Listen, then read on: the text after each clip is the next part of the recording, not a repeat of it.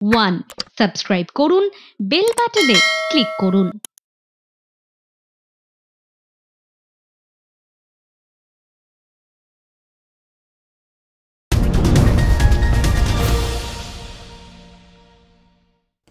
লোকসভা নির্বাচনের ফলাফল প্রকাশ হয়েছে। এনডিএ জোট সরকার গঠন হয়েছে। তৃতীয়বারের জন্য শপথ নিয়েছেন প্রধানমন্ত্রী নরেন্দ্র মোদী। ক্যাবিনেট গঠন হয়েছে এবং সেখানে আমরা যেমনটা দেখেছি, যারা যেই দফতর সামলে এসেছিলেন 2019 সাল থেকে, সেই দফতর তাদের হাতেই গিয়েছে। কিন্তু লোকসভা নির্বাচনের পর বঙ্গে ফের নির্বাচন, উপনির্বাচন রাজ্যের 4 বিধানসভা কেন্দ্রে।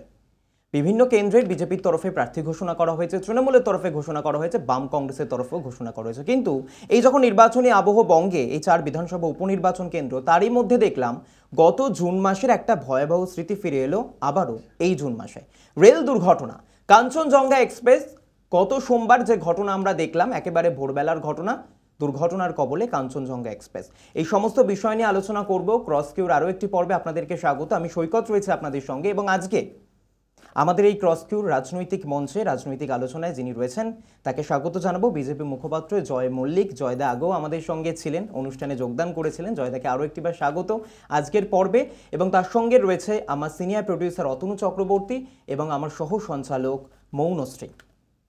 একেবারেই যেমনটা সৈকত জানালো, আমরা দেখেছি 2023-এ সেই করমণ্ডল এক্সপ্রেসের ভয়াবহ দুর্ঘটনা, এবং 1 বছর কাটতে না কাটতে ফের রেল দুর্ঘটনার পুনরাবৃত্তি। কি মনে হচ্ছে, করমণ্ডল থেকে শিক্ষা নিল না রেল? বিষয়টা দুঃখজনক, এটা একদমই অনভিপ্রেত। কিন্তু বিষয় এটা বুঝতে হবে যে শিক্ষা অবভিয়াসলি রেল প্রতিনিয়ত নিচ্ছে, এবং তার কারণেই আজকে আধুনিকীকরণ, যখন অনেকে বলছে যে নতুন প্ল্যাটফর্ম হচ্ছে, সৌন্দর্যায়ন হচ্ছে, তার সঙ্গে সঙ্গে যখন কাওয়াচের মতো লেটেস্ট টেকনোলজি ইন্ট্রোডিউস হচ্ছে, সেটাও কিন্তু আধুনিকীকরণ, এটাও বুঝতে হবে। এই আধুনিকীকরণের মধ্যেও কিন্তু রেলের সেফটি এবং মেনটেনেন্সটাও পড়ে। যাত্রী সুরক্ষাটা কোথায়? একদম, এই সেফটি বলতে তো আমি যাত্রী সুরক্ষার কথাই বলছি। আজকে যে ক্ষতি হচ্ছে রেলের, সেটা একটা কোচের হোক, সেটা ইনফ্রাস্ট্রাকচারের হোক, তার থেকে বড় ক্ষতি হচ্ছে আমি আমার কিছু সহনাগরিককে হারাচ্ছি। এর থেকে বড় ক্ষতি আর কিছু হতে পারে না। এটা কোনো টাকার সংখ্যা দিয়ে এটাকে কোনো দিন জাস্টিফাই করা সম্ভব নয়। কিন্তু একটা জিনিস বুঝতে হবে যে প্রতিনিয়ত রেল মন্ত্রক তাদের বিভিন্ন মেনটেনেন্সের মধ্যে দিয়ে এই জিনিসগুলোকে আপগ্রেড করছে, এবং যে টেকনোলজির কথা বললাম, যে দুটো কোচ কাছাকাছি আসার আগেই একটা স্পেসিফিক ডিস্টেন্সে আসবে, তার মধ্যে যদি পাইলট ঘুমিয়েও যায়, লোকো পাইলট ঘুমিয়েও যায়, সেখানে অটোমেটিক ব্রেক হবে, এরকম টেকনোলজি অবধি চলে এসছে, যার নাম কাওয়াচ। এবং আজকের দিনে দাঁড়িয়ে এই পুরো বিষয়টা 68,000 কিলোমিটার, এটাকে কিন্তু আমাদের ইমপ্লিমেন্ট করতে হবে। আমি এখানে একটু প্রশ্ন তোমার কাছে রাখবো। তুমি কাওয়াচ যার কথা বললে, অ্যান্টি কলিশন ডিভাইস হোক, মমতা বন্দ্যোপাধ্যায়ের কথা অনুসারে যদি আমরা বলি, প্রাক্তন রেলমন্ত্রীর কথা অনুযায়ী, সেই জায়গায় দাঁড়িয়ে তিনি যে অভিযোগ করছেন, বাংলার ক্ষেত্রে এবং গোটা ভারতবর্ষের ক্ষেত্রে অধিকাংশ জায়গায় এই কাওয়াচ বা অ্যান্টি কলিশন ডিভাইস কাজ করছে না। মালগাড়ি, যে মালগাড়ি ধাক্কা মেরেছে সজোরে পেছন থেকে কাঞ্চনজঙ্ঘা এক্সপ্রেসে, সেখানেও কিন্তু সেই কাওয়াচ কাজ করেনি। কি বলবে? আসছিলাম ওই বিষয়টাই আসছিলাম। সেটা হচ্ছে, আজকে মমতা বন্দ্যোপাধ্যায় যদি আজকে এই জায়গায় থাকতেন, তার নেতৃত্বরা, তৃণমূলের নেতারা যে সমালোচনা করছেন সেটা করতে পারতেন তো। কিন্তু আমি বলছি সমালোচনা হওয়া উচিত, তার আগে আলোচনা হওয়া উচিত। সেটা হচ্ছে সর্বপ্রথম হচ্ছে যাত্রী সেফটি, যাত্রী সুরক্ষা। কারণ আমি প্রাণটা হারাচ্ছি, আমি প্রাণটা ফেরত পাবো না।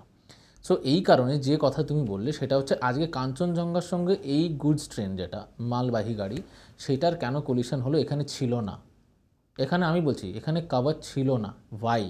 কারণ যেটা আমি প্রথমেই শুরু করলাম, এই কাওয়াচ টেকনোলজিটা 68,000 কিলোমিটারকে কাভার করার একটা প্ল্যান, যার মধ্যে এই মুহূর্তে 1.5 থেকে 2,000, এটা আমার সংখ্যা নয়, আমার বলার সম্ভব নয় যে কত হাজার কিলোমিটার।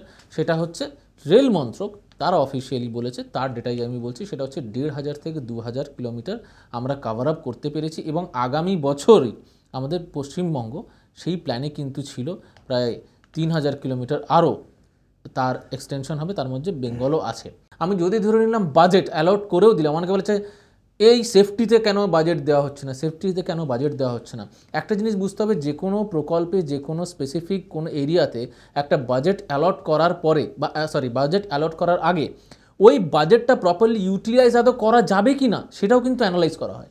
তার মানে উদাহরণস্বরূপ বলছি, এক বছরে আমার যদি উদাহরণস্বরূপ 500 কোটি টাকা এখানে আমি অ্যালট করলাম, এই 500 কোটি টাকা লিটারেলি এখানে খরচা করে সেই কাজটা কমপ্লিট করা যাবে তো? তার কারণ হচ্ছে পরের আবার যখন বাজেট হবে সেখানে কিন্তু অ্যানালাইজ করা হয় যে এই এতগুলো ফান্ড, এত কোটি টাকা ফান্ড আনইউটিলাইজড, সেটাও যাতে না হয় এবং ফান্ডটাও যদি ইউটিলাইজ হয় সেই হিসাবে ক্যালকুলেট করা হয়। কিন্তু আমি একটু যা শেষ করে নিই, সেটা হচ্ছে এই 68,000 কিলোমিটারকে কাভার করার জন্য আমাদের সময় লাগবে, ফান্ড আছে কিন্তু সময় লাগবে, কারণ এর যে টাইম স্প্যান অফ ইনস্টলেশন এবং একটা জিনিস রানিং চলছে, এক নতুন হচ্ছে সেটাকে তৈরি করে তাড়াতাড়ি প্রোডাকশন করে আরও করে দিলাম হচ্ছে। যে প্রশ্নটা বারংবার আসছে, যেখানে রেলকে লাইফলাইন বলা হচ্ছে, সে জায়গায় দাঁড়িয়ে উত্তর থেকে দক্ষিণ, দক্ষিণে করমণ্ডল, যদি আমি চেন্নাই ধরি, তামিলনাড়ু ধরি, উত্তরে যদি উত্তরবঙ্গ ধরি কাঞ্চনজঙ্ঘা এক্সপ্রেস, এই দুর্ঘটনা খবরে ভারতীয় পূর্ব রেল কি নাকে সর্ষের তেল দিয়ে ঘুমোচ্ছে? এই প্রশ্নটাই তো বিরোধীরা করছে। পাশাপাশি আমি আরেকটা মন্তব্য করব, মুখ্যমন্ত্রী মমতা বন্দ্যোপাধ্যায় ঘটনার পরেই বলেছেন যে অনাথ হয়েছে রেল। তিনি কিন্তু এরকম এক মন্তব্য করেছেন রেল নিয়ে। একটা জিনিস খুব সত্যি এই প্রশ্নটা ওঠা উচিত আমার ব্যক্তিগতভাবে মনে হয়, যে পুরো ইন্ডিয়াতে এটা হচ্ছে না, এই সাউথ ইস্টার্ন বা ইস্টার্ন রেলওয়ে এই ঘটনাটা সব থেকে বেশি হচ্ছে। আমার এটাও অদ্ভুত লাগে যখন সাধারণ মানুষের স্বার্থে একটা বন্দে ভারতের মতো ট্রেন আসে, সেই ট্রেনটায় যখন ঢিল ছোঁড়া হচ্ছে সেটা পশ্চিমবঙ্গে শুধু হচ্ছে কেন? Why this reason? তো যখন আমরা দেখছি একটা এরকম স্পেসিফিক ঘটনাতে সেই সরকার, তার প্রশাসন কোনো রকম স্টেপ নিচ্ছে না, তার মানে সে সেটাকে অ্যাপ্রিসিয়েট করছে। যে বাচ্চাটি মারা গেছে তার বাবা মাকে এই কথাগুলো বোঝাতে পারবেন? আপনি আমাকে বলুন, আপনি এক নম্বর আমি শেষ করে নিই, যখন এর আগে 2023-এ দুর্ঘটনা হয়েছিল, এই কবচ নিয়ে আমরা আলোচনা শুনেছিলাম, এই বাজেট নিয়ে আমরা আলোচনা শুনেছিলাম, এই তদন্ত হবে আমরা আলোচনা শুনেছিলাম। আপনি বলুন 2023 আর 2024-এর মধ্যে কি নতুন আলোচনা হলো? আমি তো আপনাকে এটাই বললাম, আপনারা একটা করে দুর্ঘটনা হয়, তদন্ত হবে, আমরা দেখছি, গল্প শেষ, আবার নতুন ভোট আসবে, আবার হাত জোড় করে লোকের কাছে ভোট ভিক্ষা চাইবেন। কিন্তু 2023-এ যেটা হলো সেটা কেন আবার 24-এ হলো? এই প্রশ্ন আপনি বলতে পারবেন 25-এ হবে না, এটা আপনি বলতে পারবেন? এই প্রশ্নগুলোই আপনারা অন্য দলকে করতে পারেন না, যারা এতদিন এই কেন্দ্রের ক্ষমতায় ছিল। আজকে আমরা এনেছি, তারা এতদিন আনতে পারেনি, এই টেকনোলজি ছিল না। যেটা শোনা গেছে, যে ড্রাইভার মারা গেছে সে পরপর 5 দিন ডিউটি করেছে, 4 দিন নিয়ম নাইট করা, 5 দিনের মাথায় তাকে কেন ডিউটি দেওয়া হলো? এর দায় কার? তদন্ত সাপেক্ষ ডিউটিটা দিল কে? আমি বলছি তো, এর জন্য কি বাজেট লাগে? এর জন্য কি কবচ লাগে? তাহলে কেন ডিউটি দেওয়া হলো?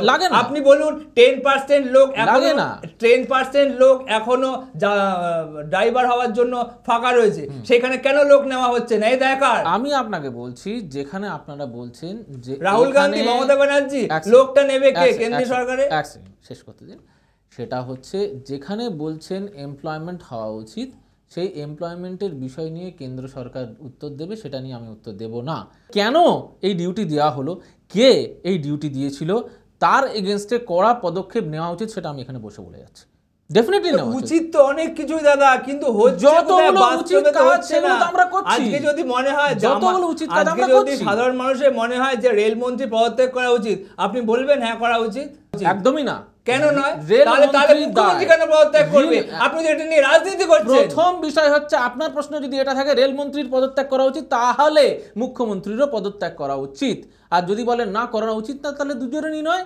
যিনি রেলমন্ত্রী ছিলেন তিনি আবার 2024-এ নতুন সরকার গঠনে তার হাতেই রেল দফতর গিয়েছে, হাতের তালুতে তার দফতর তিনি সাজিয়ে রেখেছিলেন এবং সেই সাজানো বাগানেই তিনি আবার চাষ করছেন, এক প্রকার বলা যেতে পারে। রেল দফতরেই অশ্বিনী বৈষ্ণব। তাহলে ভুলটা হলো কেন? না, এটা ভুল, এটা বারবার করে উঠছে। এই টার্মটা ভুল। একটা জিনিস বুঝতে হবে যে আপনি আজকে যে চ্যানেলে চাকরি করছেন, যেখানে আজকে আছেন, আপনি দীর্ঘদিন এই কাজ করে এসছেন, সঞ্চালকের কাজ। আপনি যতই এক্সপার্ট হন, একটা নতুন জায়গায় গিয়ে সেই সেটআপটাকে বুঝতে, সেটাকে নিয়ে নার্চার করতে, আর সেখানকার একটা এক্সপার্টাইজ হয়ে তাতে ফুল আউটপুট দিতে একটা সময় লাগবেই। আর এখানে কিন্তু আমরা কথা বলছি পুরো ভারতবর্ষের রেল সিস্টেমটা নিয়ে, which is including 68,000 kilometres of rail track. এবং সেখানে বেশ কিছু জিনিস আছে, তার একটা আমূল পরিবর্তন দরকার, সেটা আমরা জানি, সেই জিনিস উনিও জানেন, সেটা করছেন। One is that is the coach, যে যতই কলিশন হোক সেই কোচগুলো উল্টে যাবে না, তার মানে কতটা সেফ, আপনি কি এলএইচবি এক্স্যাক্টলি, যে কোচগুলো উল্টে যাবে না, এক। অ্যান্ড নেক্সট ইজ যেটা অ্যান্টি কোলিশন, যেটা কবচের কথা বলছি, যে কোনোভাবে যদি লোকো পাইলট ঘুমিয়েও পড়ে সেই জায়গাটা ওখানে কোলিশন হবে না। তাহলে এইগুলো কি? এগুলো হচ্ছে টেকনোলজি।